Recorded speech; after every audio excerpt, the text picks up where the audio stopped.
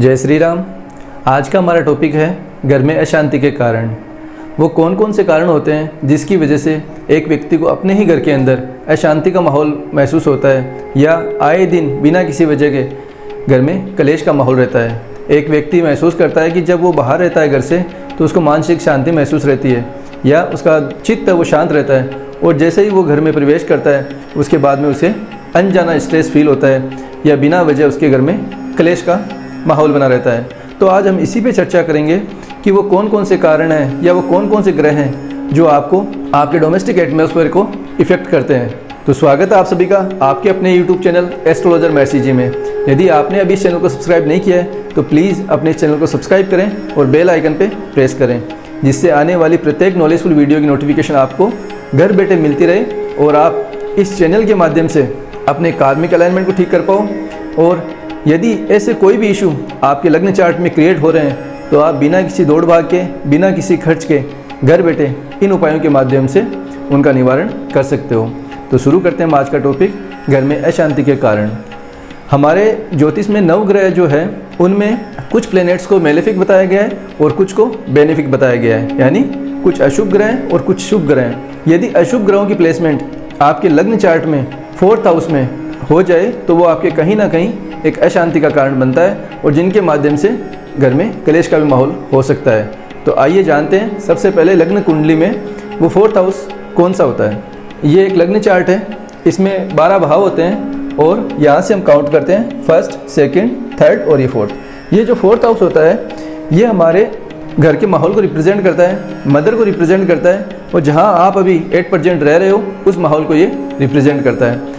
तो यदि इस 4th हाउस में कोई भी मेलेफिक प्लैनेट यानी कोई भी अशुभ ग्रह यदि बैठ जाए तो ये आपकी अशांति का कारण बन सकता है। तो जानते हैं कि वो कौन कौन से ग्रह हैं जो मेलेफिक है और जो अशुभ है, जिनका जो कारक तत्व है उनको अशुभ कारक तत्व बताए गए हैं। सबसे पहले हम देखते हैं शनि, मंगल, राहु, केतु। इन 4 प्लैनेट्स में यदि एक भी ग्रह की प्लेसमेंट आपके 4th हाउस में हो जाए तो ये आपके अशांति का कारण बन सकते हैं और ये आपके घर में क्लेश का भी कारण बन सकते हैं। तो देखते हैं सबसे पहले कि यदि शनि ग्रह की प्लेसमेंट आपके 4th हाउस में होती है तो उसके क्या क्या प्रभाव आते हैं और आपको क्या क्या उपाय करने चाहिए। यदि शनि ग्रह आपके 4th हाउस में बैठे हैं तो सबसे पहले शनि के जो कारक तत्व हैं वो है दुख, दर्द, तकलीफ, स्ट्रगल, ये सब कारक तत्व है।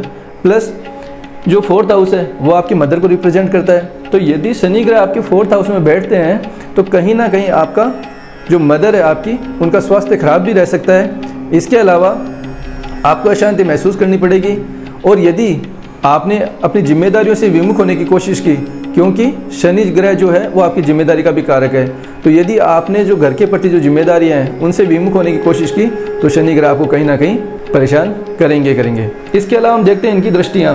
शनि ग्रह की जैसे कि मैंने आपको बताया कि 3 दृष्टि होती है, 3, 7 और 10।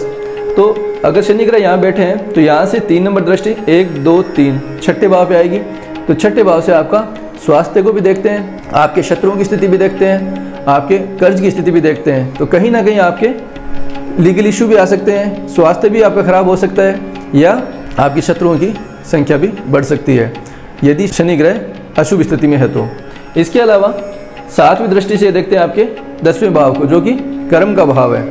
तो यदि ये 10वें भाव को देखते हैं तो ये भी कहीं ना कहीं आपके एक इनस्टेबिलिटी का सिग्निफिकेंस है, यानी आपके करियर को ये अस्थायीता ला सकता है। यहाँ से हम देखें शनि ग्रह की जो 10वीं दृष्टि है 7, 8, 9 और 10, यानी जो लग्न चार्ट है का 1st हाउस है जो कि आप स्वयं हो। यदि शनि ग्रह की प्लेसमेंट 4th हाउस में होती है और वो आपके लग्न को देख रहे हैं 10वीं दृष्टि से, तो इसका मानना है यदि 4th हाउस से शनि ग्रह देखते हैं लग्न को तो इससे तय हो जाता है कि व्यक्ति आजीवन संघर्ष करेगा। वो संघर्ष आपके करियर को लेकर भी हो सकता है या आपके निजी जीवन को भी लेकर हो सकता है। अब देखते हैं मंगल ग्रह। यदि मंगल ग्रह आपके 4th हाउस में आ जाए तो क्या क्या प्रभाव हो सकते हैं। मंगल ग्रह के जो कारक तत्व हैं वो है अग्रेशन, कॉन्फ्लिक्ट, वाद विवाद, जैसे ये इनके कारक तत्व हैं। तो यदि ये 4th हाउस में यहाँ पे विराजमान होते हैं तो आपके घर में बिना वजह कॉन्फ्लिक्ट का होना, लड़ाई झगड़ों का होना, आपका माइंड अग्रेसिव रहना, ये सब कॉमन फैक्टर है। इसके अलावा मंगल की जो दृष्टियाँ बताई गई है वो है 4, 7, 8।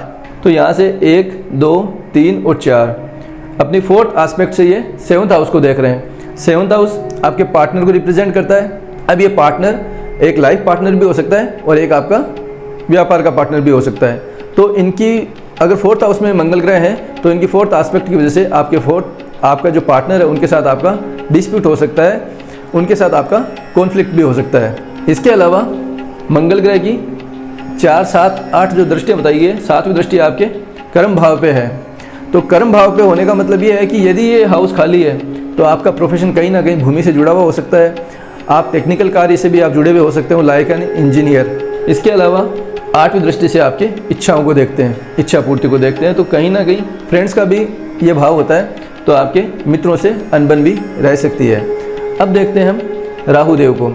यदि 4th हाउस में राहु ग्रह विराजमान हो जाए तो क्या होता है। राहु अपने आप में भ्रम के कारक माने गए हैं, टेक्निकल गैजेट्स के कारक माने गए हैं। तो व्यक्ति कहीं ना कहीं अपने आप में भ्रमित रहेगा और राहु डीप अटैचमेंट के भी कारक हैं। तो जिस घर में वो रह रहा है वहाँ के सदस्यों से या वहाँ के जो एनवायरनमेंट है वहाँ से व्यक्ति डीप अटैच हो जाता है, जिसकी वजह से उन्हीं लोगों की वजह से या उन्हीं कारणों की वजह से उसको दुख दर्द तकलीफ का सामना करना पड़ता है। केतु देव रिप्रेजेंट करते हैं ब्लॉकेज को, यानी जहाँ वो बैठते हैं वहाँ पे ब्लॉकेज लेके आते हैं। और दूसरी बात, केतु देव रिप्रेजेंट करते हैं अध्यात्म को। तो यदि आपके घर का माहौल अध्यात्म से जुड़ा हुआ नहीं है या धार्मिक कार्य अगर नहीं होते तो वहाँ पे केतु देव की प्लेसमेंट बहुत गलत मानी जाती है। हाँ, यदि आपके घर में धार्मिक माहौल है या कीर्तन होना या अध्यात्म से जुड़ी हुई कोई एक्टिविटी होना, तो वहाँ पे केतु देव आपको पॉजिटिव रिजल्ट देंगे और ये अलगाव के भाव है। तो केतु देव अगर 4th हाउस में होते हैं तो व्यक्ति को भौतिक सुख सुविधाओं से वंचित रखते हैं। तो इस प्रकार ये जो 4 ग्रह हैं इनकी प्लेसमेंट आपकी 4th हाउस में अच्छी नहीं मानी गई है। तो ये तो हमने जाने कि इनके प्रभाव क्या क्या होते हैं। अब हम देखते हैं कि यदि ये ग्रह यहाँ विराजमान हो तो हम क्या क्या उपाय करें जिनसे हमारे घर में शांति का माहौल क्रिएट हो और जो लड़ाई झगड़े हो रहे हैं उनसे हमें निजात मिले। तो शुरू करते हैं हम सबसे पहले शनिदेव को। यदि शनिदेव आपके 4th हाउस में विराजमान है तो आपको क्या करना चाहिए। शनिदेव अगर आपके यहाँ 4th हाउस में विराजमान है तो सबसे अच्छा उपाय तो ये है कि आपको अपने घर की जिम्मेदारी अच्छे से निभानी चाहिए। इसके अलावा आप काली माँ का पूजन स्टार्ट करें, काली माँ की आराधना करें। ये वो 2 रेमेडी है जो यदि आपके लग्न चार्ट में 4th हाउस में शनिदेव विराजमान है तो उसका सटीक और आसान और कारगर उपाय है। इसके अलावा यदि मंगल देव यहाँ पे आते हैं तो आप माँ मंगला गौरी की उपासना कर सकते हो, आप हनुमान जी की उपासना कर सकते हो।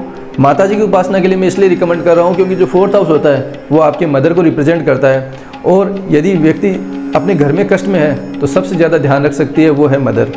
तो आप अगर माँ की शरण में जाते हो तो ये कहीं ना कहीं आपके लिए बहुत फ़ायदेमंद रहेगा।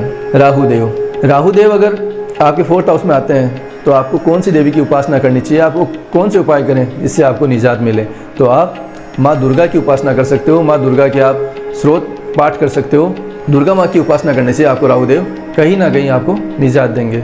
फिर आते हैं केतु देव की प्लेसमेंट यदि आपके 4th हाउस में होती है तो आपको माँ छिन्नमस्ता की पूजा आराधना कर सकते हो, गणेश जी की आप उपासना कर सकते हो।